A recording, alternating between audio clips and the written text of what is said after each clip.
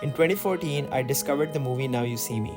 The opening sequence featured a magician flipping through a deck of cards, asking someone to see and remember one card. And then all he does is he throws the card in the air, and the card that they remember, which is the Seven of Diamond, appears on the building behind him. I was fascinated by this. My obsession with the movie led me to watch interviews after interviews, and eventually I stumbled upon a YouTube video called Now You See Me, Magic Card Trick Revealed.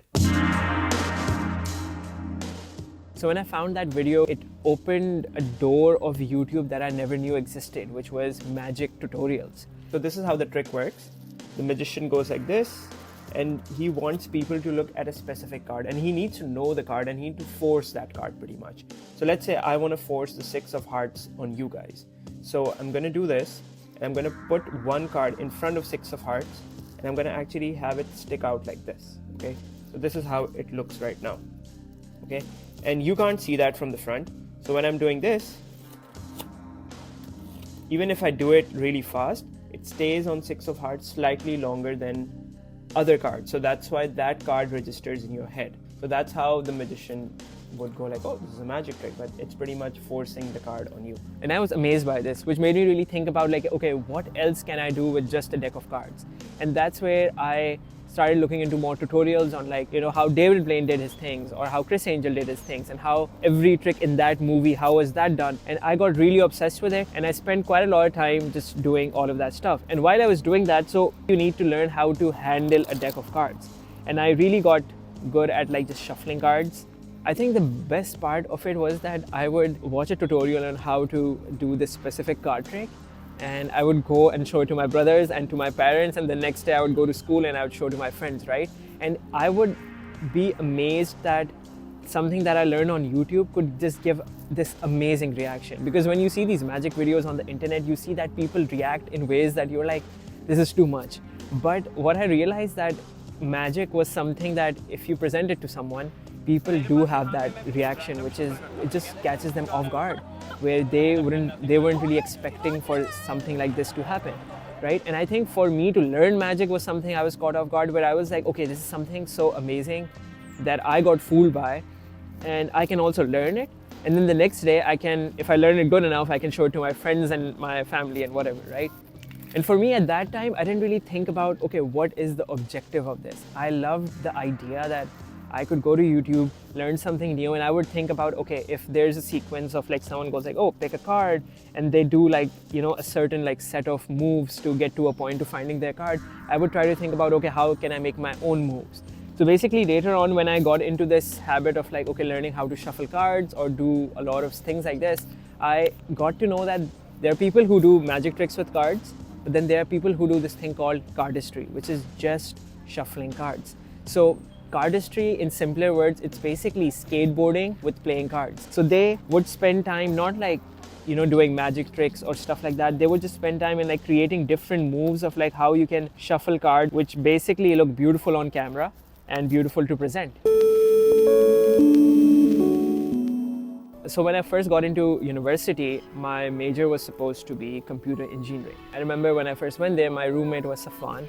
And Safwan was someone, I didn't know much about him. He used to be in the same school as me before in Saudi Arabia, but all I knew that he had a camera.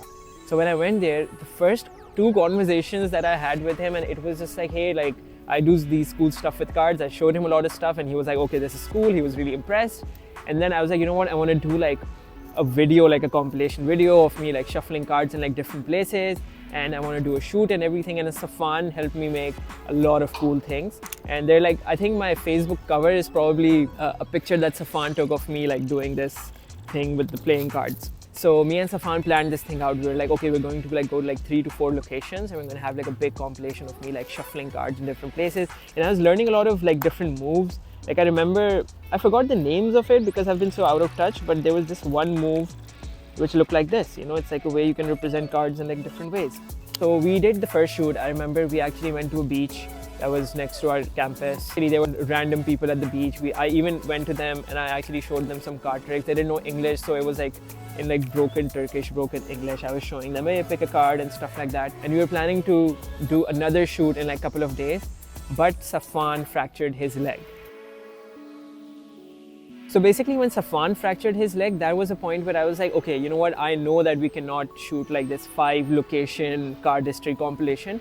I had one video from that beach. I just downloaded a random software in my Windows and I edited the whole video in just one day. And I was so happy that this is something that we did, and the video came out. It was like a minute or like 2-minute long video that I uploaded on YouTube. That was my first ever YouTube video. That really helped me understand that I enjoyed the process of, you know, going and shooting everything, but also the process of editing it, choosing the right music, and just making like a thumbnail for that YouTube video, and just, you know, doing everything around it. So at this point in my university, I was in my first semester and I was studying computer engineering. And as the semester was progressing, I was realizing day by day that I can't do this. And after failing all my engineering courses, I decided that, you know what, I need to really change my major. And for me at that point, I had a few options. The first one was, okay, I'll do like, you know, business and accounts or something like that. Or the second one was, okay, I can do like journalism, or I can do like film and TV. And the fourth one was visual arts. And I think I came back to the same feeling that I had when I went to the shoot or edited the video, that I was like, you know what, I want to go into film and TV. With visual arts, they had like a few film and TV courses, they had a few photography courses, but they had a lot of design courses. And I thought that, you know what, if I can edit a video on my own, I think if I really push myself, I can learn more about that on my own. But I haven't really done design in my life, so I'm just going to go with visual arts. Like just shuffling cards really helped me actually choose my major, if you look at it. I know it's like a long bridge that I'm trying to connect, but this is what it feels to me. And I think after that, when I started my degree, right, I was still obsessed with it. I would still like, you know, show like tricks to people. I remember like there was this Pakistani night and I performed on stage. And then I remember for a university assignment, I made another video. And I remember I came to Pakistan for a summer, and I actually shot like street magic in Karachi. I shot like 3 episodes on that.